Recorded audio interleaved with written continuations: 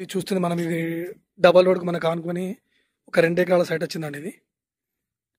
ఇది 2 ఎకరాల సైట్ అండి. ఇది మనకు రైతు దగ్గరనే ఉంది. ఎగ్జాక్ట్లీ ఇది కమర్షియల్ బిట్ అండి. ఎందుకంటే ఇట్లా మనం ముందుకు వెళ్తే ఎగ్జాక్ట్లీ ఒక 1 కిలోమీటర్ దూరంలో మనకు కోయడా ఉంటుందండి. కోయడా మండలికి జస్ట్ ఒక 1 కిలోమీటర్ దూరంలో ఇది రైతు దగ్గర ఉందండి. ఇందులో మక్కేసి ఉంది.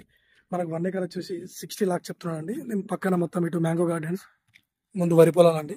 ఇది ఫామ్ హౌస్ కానీ దేనికైనా చాలా బాగా అవుతుంది. ఎందుకంటే మండలం దగ్గరలో ఉందండి సైట్. ఇది జస్ట్ కనిపించేది మనకి కొంచెం ముందుకు ఒక 1 కిలోమీటర్ వెళ్తే మండలం అండి.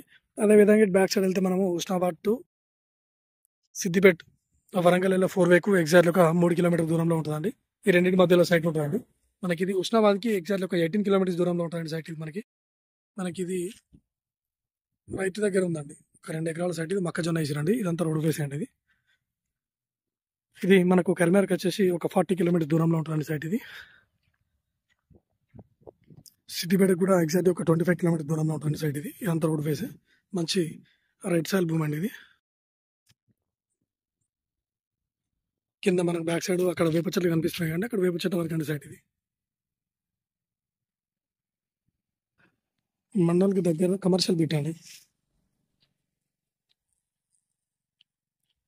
మంచి రెడ్ సాయిల్ అండి. ఇది 60 లాక్స్ చెప్తున్నాడు. కొంచెం తగ్గుతాయండి. మంచి మంచి లొకేషన్ అండి. దాన్ని చూడండి, చుట్టూ మొత్తం మనకు వరి పొలాలు, తోట సైడ్ బాగుంటుందండి. ఇది